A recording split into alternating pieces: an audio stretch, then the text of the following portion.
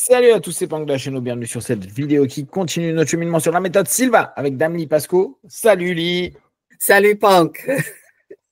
On est arrivé sur le jour du samedi. On est à la troisième partie du jour du samedi en l'occurrence. Et alors, je sais pas si toi, tu t'es fait la remarque, mais je me dis quand même jusqu'à présent, pour un cours avancé, on n'a pas vu du tout le système qu'il a développé ultérieurement pour Graduate et Ultra. On a là, pour l'instant, on est beaucoup allé dans, alors peut-être un peu Graduate avec la notion d'hypnose, mais il a tellement insisté dessus depuis le mercredi soir que là, on a vraiment, je trouve, une façon dans le cours avancé qui est assez différente de ce qu'on a aujourd'hui en 2025 quand quelqu'un va faire un cours avancé, un des deux cours avancés ou les deux cours avancés de la méthode Silva. Est-ce que tu t'es fait la même remarque ou ça te semble normal, entre guillemets? Non, justement, ça fait toute la journée qu'il parle et pour le moment, on n'a pas eu des séances pratiques. Exactement. Dans les deux cours, Graduate et Ultra, on passe très, très rapidement à la pratique. Oui. Exactement. Et ça, je trouve que c'est assez. Là encore, hein, alors pour ceux qui n'ont pas suivi avant, mais c'est un cours de 72. Donc, on voit pendant tout ce cours-là qu'il est complètement en création de son système et qu'il donne des infos qu'on n'a jamais eues avant. Il utilisait des concepts qu'après, il n'y a plus dans les cours parce que trop complexes ou peut-être plus valides, sachant qu'il cherchait tout le temps une validité. Ces points-là, pour nous, historiquement, c'est intéressant pour les personnes qui sont vraiment passionnées par la méthode parce que on se dit, ah ouais, ok, on s'est toujours dit qu'il avait lancé sa méthode et qu'elle était limite posée d'une certaine façon, mais en fait, on voit bien qu'il était encore en train de le bosser alors que les séminaires avaient commencé, que les formations avaient commencé, etc. Donc, dans cette partie 3, on va avoir… alors, hop, je vais prendre plutôt ça. Ça, c'est plutôt du FAQ. On va essayer de trouver un document de synthèse. OK. Donc, technique d'approfondissement mental, état de conscience et résolution de problèmes. Donc, dans le document, va y avoir les concepts techniques d'approfondissement mental, les différents états de conscience. Donc, on revient sur bêta, alpha, theta, leurs utilisations pour la programmation et résolution de problèmes, ainsi que les mécanismes de dépendance et de déconditionnement. Donc là, on va parler de tabac notamment. L'objectif principal est d'apprendre à guider les individus vers des niveaux de conscience plus profonds pour une meilleure utilisation de l'énergie cérébrale. Donc, technique d'approfondissement et d'état de conscience. Donc, José introduit l'idée des procédures d'approfondissement, des techniques d'approfondissement pour améliorer la profondeur de la conscience ou entrer dans des fréquences cérébrales inférieures. L'objectif est de calmer l'activité cérébrale pour une plus grande quantité d'énergie cérébrale à des fins de programmation. Donc, on retrouve en fait des notions qu'on a déjà un peu évoquées dans ce cours-là avec les approfondissements d'hypnose, les deepeners, notamment sur la partie précédente qui nous a duré de trois sessions. Donc, on a le compte ascendant et descendant. Des méthodes simples comme le compte à rebours pour descendre et le compte ascendant pour remonter sont présentées comme des procédures de début pour l'enseignement. L'efficacité de ces techniques dépend du point de départ de l'individu. Le décompte en hypnose est vraiment beaucoup utilisé. Et ce qui est assez amusant, c'est de se rendre compte que ça n'a pas le même impact en fonction de tout à chacun. Il y en a, ça leur parle d'avoir un décompte. Il y en a, un compte, ça leur crée de l'effet. Il y en a, c'est juste un process qu'ils ont à suivre et ils suivent le process à ce moment-là. Utilisation de l'énergie cérébrale. La discussion différencie les niveaux d'énergie cérébrale. La bêta, c'est le niveau d'approfondissement habituel, bien que jugé erratique, entre guillemets, donc c'est vraiment José qui dit ça, et le moins énergétique. En alpha, les recherches indiquent que nous faisons de brèves incursions dans l'alpha, environ 30 fois par minute pour quelques microsecondes, ce qui représente 5 à 20% de la production d'alpha à l'état d'éveil normal. L'alpha est considéré comme le niveau d'apprentissage idéal et la situation de classe idéale pour la programmation. Donc, il partage une idée de la programmation involontaire. L'orateur met en garde contre l'utilisation de terminologie négative ou de phrases comme « je suis tellement heureux que je pourrais en mourir » à l'état alpha, car cela peut créer une programmation forte sur nous-mêmes de manière négative. C'est le principe des maladies psychosomatiques, ça me brûle, allergie, etc. etc. Donc, on revient sur, pour les personnes qui sont diplômées Sylvain, hein, le mental house cleaning, vraiment cette notion de faire attention à la sémantique qu'on exploite. Là, ce qui est intéressant, c'est qu'il met encore plus en attention le niveau dans lequel on est. C'est vrai qu'en alpha, vu qu'on est sur une transe où il y a plus de suggestibilité et donc d'autosuggestibilité, le fait potentiellement de se dire des choses qui sont négatives pourrait avoir plus d'impact. Le problème, c'est pas de le dire une fois par-ci par-là. Le problème, c'est de le répéter sans cesse. Et là, du coup, ça revient exactement à ce qu'on vous expliquait la semaine passée, le principe de conditionnement. On se conditionne encore et encore et encore et encore. Et on n'y fait même plus attention parce que sémantiquement parlant, c'est rentré dans notre habitude. J'en ai plein d'autres. J'en ai, comme ils disent, je suis heureux à en mourir ou maintenant, je peux mourir, etc. etc. À force de le répéter, c'est pas dit que dans l'instant, il se passera quelque chose. Mais c'est intéressant de voir que on a cette problématique. La vraie spécificité, là, peut-être, est-ce que dans le mental house cleaning, donc le fait de faire très attention aux mots qu'on utilise avec le cancel, annule, est-ce qu'il précisait le niveau alpha ou pas du tout?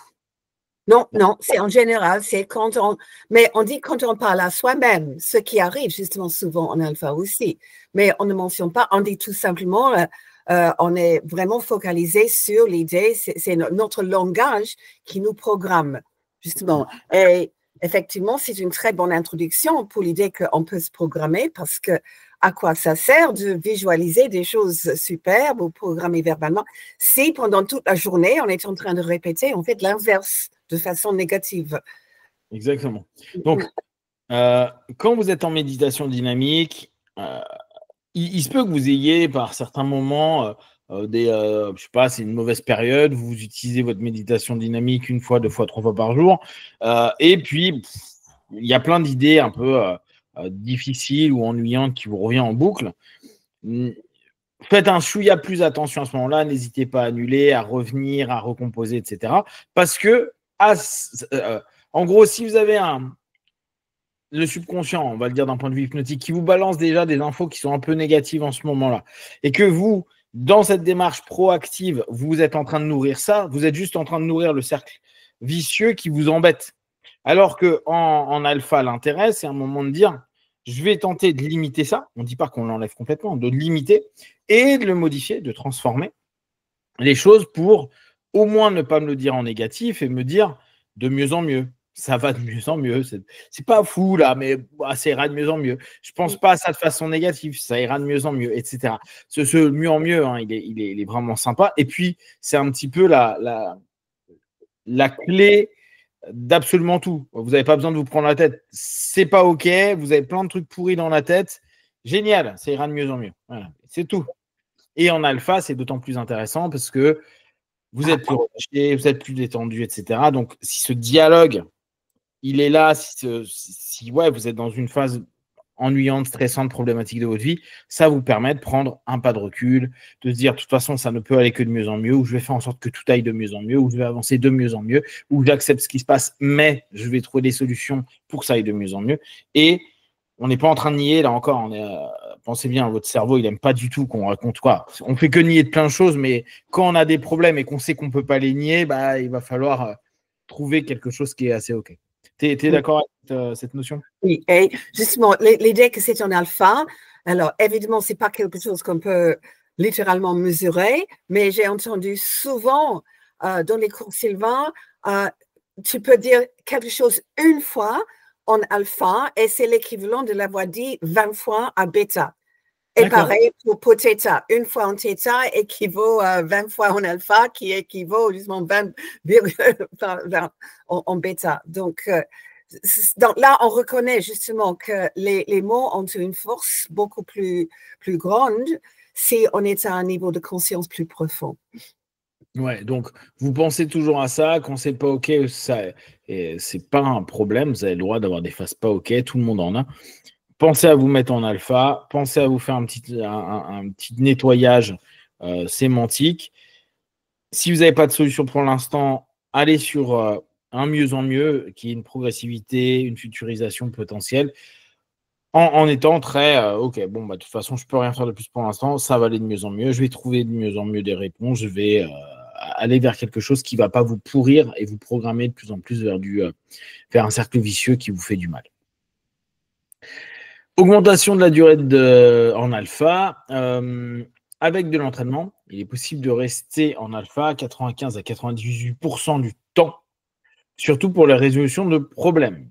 Le désir de résoudre un problème peut maintenir un individu en alpha pendant de longues périodes.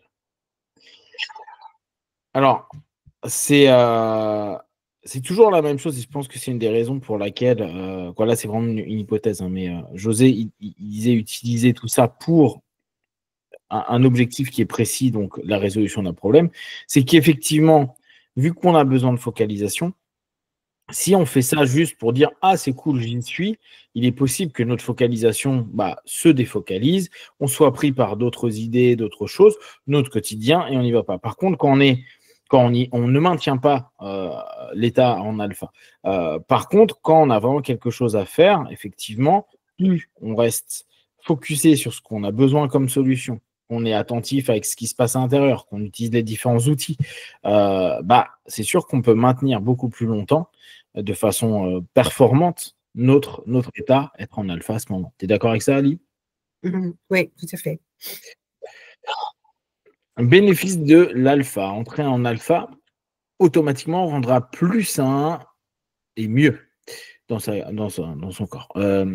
Mais pour que des bénéfices plus avancés, devenir psychique, améliorer son QI, être plus performant en résolution de problèmes, il faut pratiquer activement à ce niveau. Ce n'est pas automatique, sauf pour la santé générale. Donc, l'idée, c'est vraiment, on est toujours sur la même chose. La méthode est proposée dans une forme de conditionnement. Ce conditionnement permet d'induire une facilité à rentrer et à aller à son niveau, d'utiliser des outils, d'intégrer des formules. Mais si vous ne faites rien de tout ça, ça restera 4 jours sympas, vous serez super bien amusé, vous aurez appris de nouveaux trucs. Mais si vous en avez besoin, ça ne va pas être aussi performant que si vous l'aviez régulièrement utilisé. Et on revient toujours, la base du travail en Silva, c'est de faire vos méditations dynamiques. 1 fois, 2 fois, 3 fois, 5 minutes, 10 minutes, un quart d'heure. Là, c'est vraiment quelque chose de basique. Et ça vous permet, en fonction, d'utiliser vos outils ou de les réviser, ou de les peaufiner, ou de les... Moi, j'imagine ça vraiment comme si on était en train de forger quelque chose et on revient constamment à faire que sa lame ou son produit soit de plus en plus fin, utile, performant, etc. En θ, donc, décrit comme presque l'ultime que nous puissions atteindre. Donc ça, c'est José qui précise ça. En θ, on peut ouvrir les yeux sans perturber la fréquence de décharge cérébrale, contrairement à l'alpha ou au bêta. Le marcheur somnambule est donné en exemple d'état θ. Alors, c'est intéressant parce que dans la communication subjective, et on en avait parlé quand on faisait Silva et Business, il ne fait pas aller en θ pour ouvrir les yeux et discuter subjectivement avec les personnes avec qui on fait du business. Donc là encore, on voit une petite différence par rapport à ce qui était expliqué plus tard. Là, il part du postulat qu'en alpha, il y aura un impact d'ouvrir les yeux, alors que si vous êtes habitué à aller en alpha et que vous gérez ce niveau-là, vous pouvez ouvrir les yeux, ce n'est pas un problème. Là, tu vois, cette période-là, c'était plutôt en θ que tu pouvais faire ça, que c'était plus stable.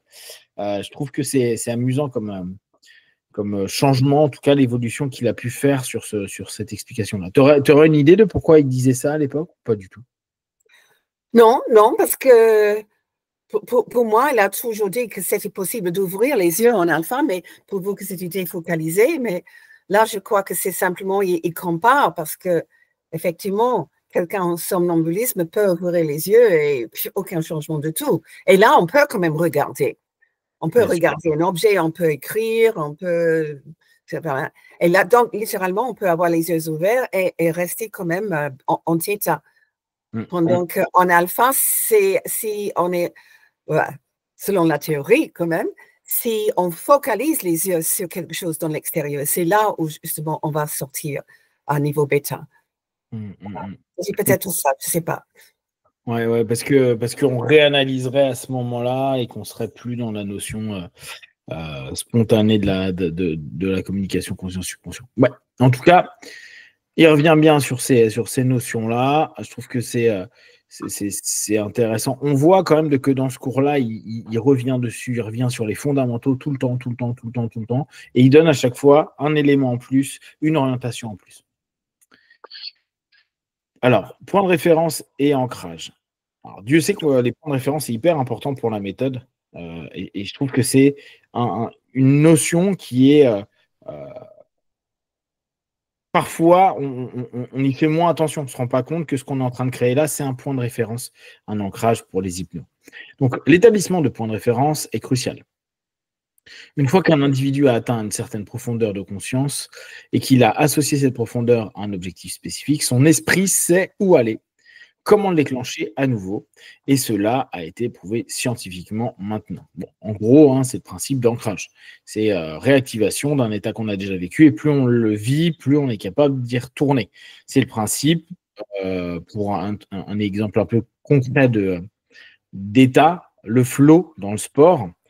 Plus on a vécu de flow pendant le sport, ou d'ailleurs le flow de façon générale, l'état psychologique du flow, plus on l'a utilisé, plus on est capable d'y retourner. Même si c'est des éléments qui sont assez, au départ, difficiles à obtenir.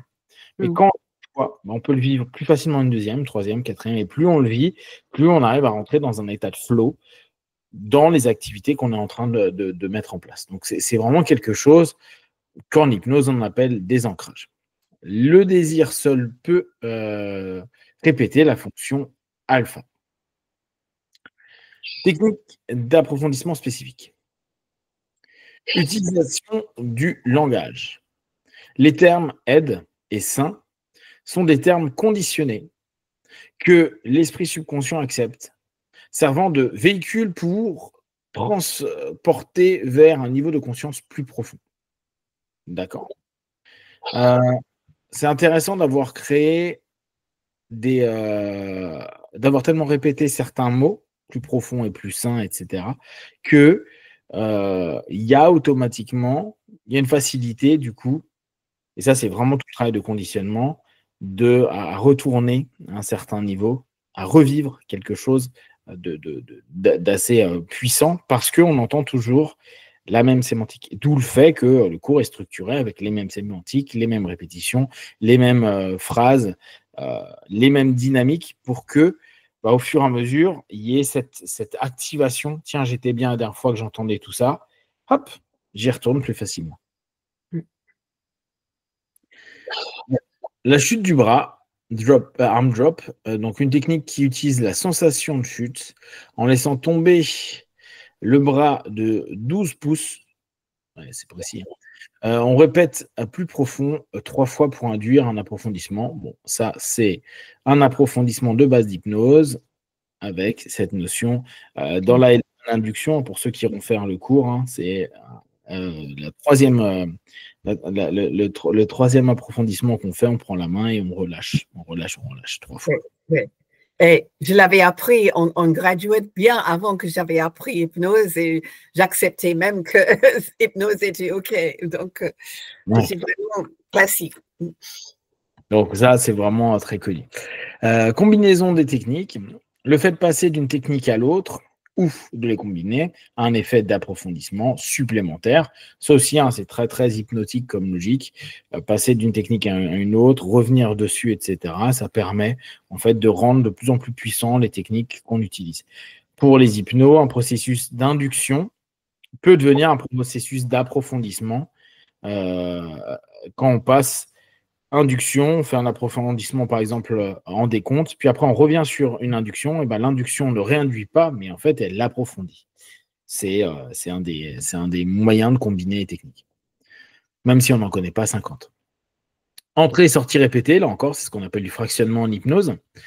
Entrer et sortir des niveaux de conscience à plusieurs reprises, in and out, avec la même technique approfondie, également l'état.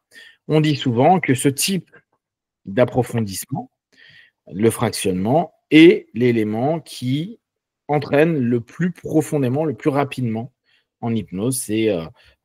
C'est vraiment, donc ça c'est issu de l'école de Nancy d'hypnose, et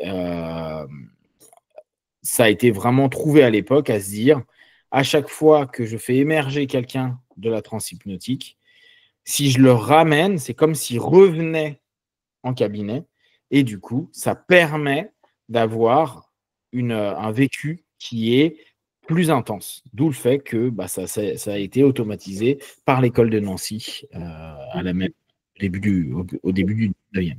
Ça me fait rappeler ce que disait Hellman, justement, que quand on fractionnait, c'était l'équivalent de 3 visites chez Bernheim. Exactement, c'est Bernheim. Exactement. C'est complètement cette notion-là, et ça a été assez génial de trouver ça, de comprendre que à chaque fois que quelqu'un qui revient dans mon cabinet, j'ai l'impression qu'il rentre plus facilement dans son état hypnotique, et effectivement, c'est comme ça qu'est né le fractionnement. Post-effet et programmation. Le concept de post-effet ou effet post-hypnotique est la programmation d'une action à un niveau de conscience profond, alpha ou θ, pour la déclencher à un niveau de conscience plus superficiel, bêta.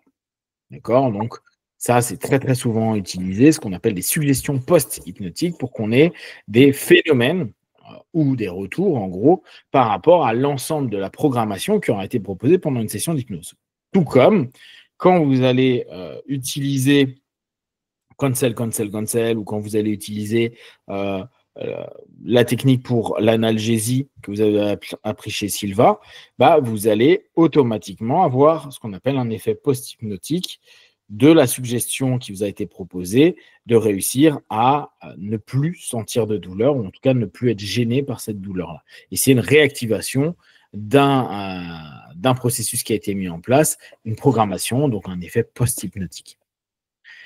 Mécanismes neuraux. Lorsqu'un stimulus est associé à un état programmé, le cerveau établit une voie neuronale de décharge des cellules cérébrales. Donc ça, c'était vraiment la sémantique de José à l'époque. Le déclenchement de ce stimulus active cette voie, recrutant plus de neurones et renforçant la réaction. Cela fonctionne comme un déclencheur qui ramène à l'esprit un ensemble de souvenirs ou de comportements associés. Principe plus basique du principe de Pavlov. D'accord ? Le conditionnement pavlovien est exactement cette notion-là. On crée un ancrage qui réactivera parfois des éléments physiologiques. La salive pour le chien de Pavlov, quand il entendait la cloche, on est exactement pareil que le chien de Pavlov. Différence avec l'hypnose. Allons-y.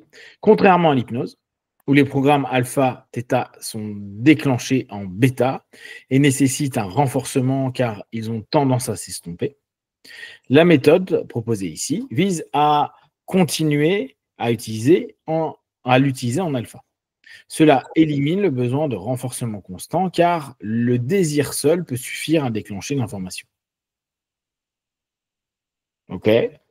Donc, là, je suis perdue, je dois admettre. Je peux répéter. Attends, je vais essayer de voir si je peux pas trouver quelque chose de plus clair. Parce que là, je trouve que c'est pas hyper clair. Donc, la différence, contrairement à l'hypnose... Attends, voilà. Voici plus de détails sur la différence entre la méthode décrite et l'hypnose en ce qui concerne le besoin de renforcement des programmes. La principale distinction réside dans la dimension de déclenchement et d'utilisation des programmes. En hypnose, les programmes établis au niveau alpha et θ sont conçus pour être déclenchés à partir du niveau bêta. Cependant, ces effets post-hypnotiques ont une tendance à s'estomper ou à s'user. Je dis ça comment ? So this is the first effect. Many times as we repeat, he will recruit more neurons. Ok, ça c'est le truc des neurones. So in hypnosis, every time we program something around for theta, which is one dimension, and expect this effect to trigger from another dimension, that's what a relationship to be reinforced because it has the tendencies to wear off. Ok. Par conséquent. Résumé, en alpha ou en theta, on peut installer l'ancrage ou le déclencheur, mais on peut quand même l'activer à niveau bêta pour arriver de nouveau à alpha ou theta.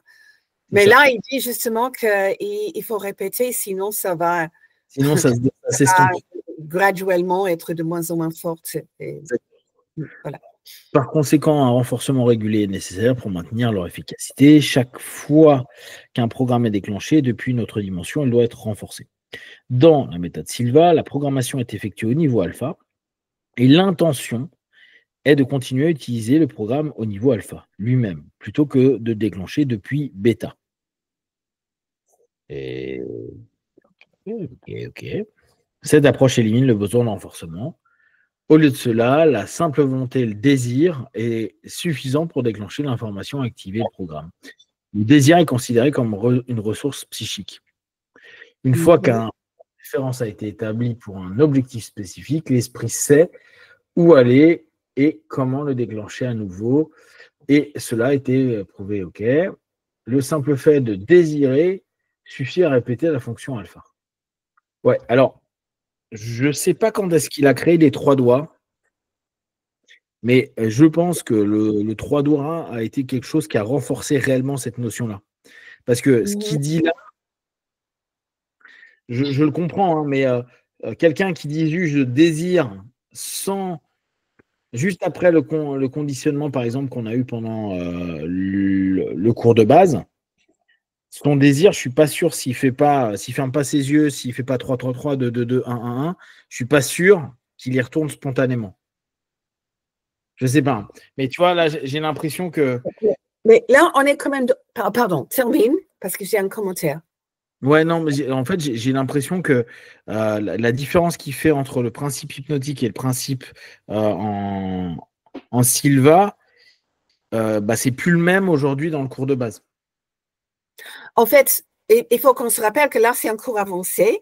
Il a déjà enseigné multiples fois la technique des 3 doigts dans le cours de base. Exactement. Mais là, si justement, parce que là, c'est clair qu'il commence à décrire en détail ce qu'on fait dans le cycle Theta. Le compte de 10 à 1, laisser tomber les bras, ouvrir les yeux, fermer les yeux, tout ça, c'est dans le cycle Theta qu'on apprend dans le graduate.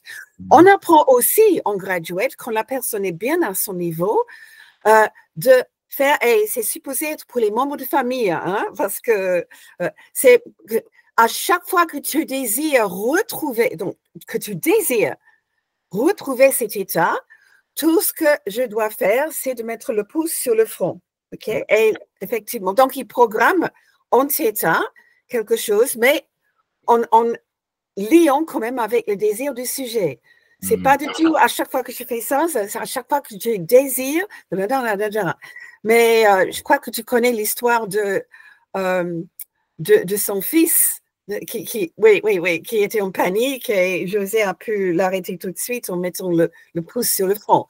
Mais non, ça, c'est quelque chose qu'on apprend dans le graduate, qui est justement une partie du cours avancé. Ouais. Bon, pour moi, je t'avoue que ça fait très hypnotique quand même. Hein. Oui, quand même, oui.